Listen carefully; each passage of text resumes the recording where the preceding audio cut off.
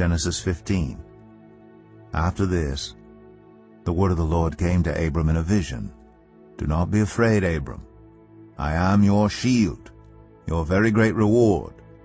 But Abram said, Sovereign Lord, what can you give me since I remain childless?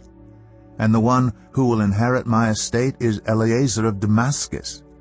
And Abram said, You have given me no children, so a servant in my household will be my heir. Then the word of the Lord came to him, This man will not be your heir, but a son, who is your own flesh and blood, will be your heir. He took him outside and said, Look up at the sky and count the stars, if indeed you can count them. Then he said to him, So shall your offspring be. Abram believed the Lord, and he credited it to him as righteousness. He also said to him, I am the Lord, who brought you out of Ur of the Chaldeans to give you this land to take possession of it. But Abram said, Sovereign Lord, how can I know that I will gain possession of it? So the Lord said to him, Bring me a heifer, a goat, and a ram, each 3 years old, along with a dove and a young pigeon. Abram brought all these to him, cut them in two, and arranged the halves opposite each other. The birds, however, he did not cut in half. Then birds of prey came down on the carcasses, but Abram drove them away. As the sun was setting, Abram fell into a deep sleep, and a thick and dreadful darkness came over him. Then the Lord said to him, Know for certain that for 400 years your descendants will be strangers in a country not their own, and that they will be enslaved and mistreated there. But I will punish the nation they serve as slaves, and afterward they will come out with great possessions. You, however, will go to your ancestors in peace and be buried at a good old age. In the 4th generation your descendants will come back here, for the sin of the Amorites has not yet reached its full measure.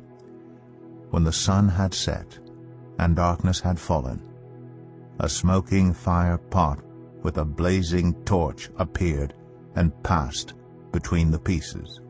On that day the Lord made a covenant with Abram and said, To your descendants I give this land, from the Wadi of Egypt to the great river the Euphrates, the land of the Kenites, Kenizzites, Cadmonites, Hittites, Perizzites, Rephaites, Amorites, Canaanites, Girgashites, and Jebusites.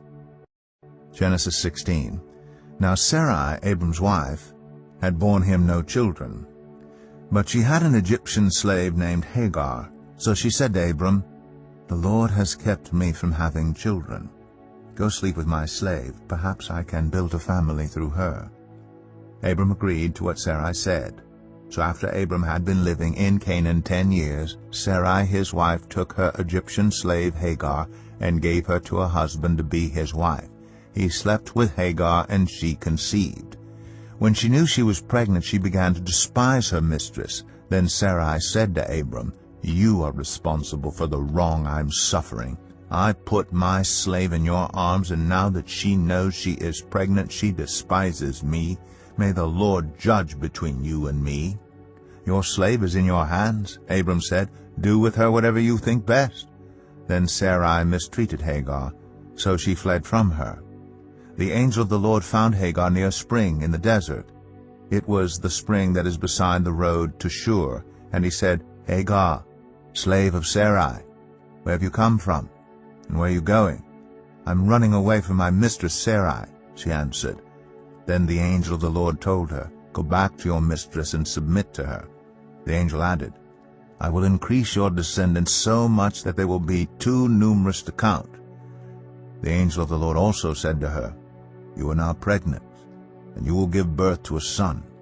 You shall name him Ishmael, for the Lord has heard of your misery. He will be a wild donkey of a man.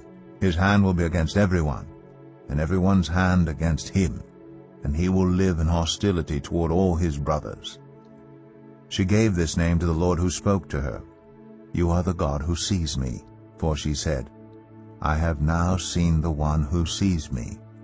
That is why the well was called Beer Lahai Roi. It is still there, between Kadesh and Bered. So Hagar bore Abram a son, and Abram gave the name Ishmael to the son she had born. Abram was 86 years old when Hagar bore him Ishmael.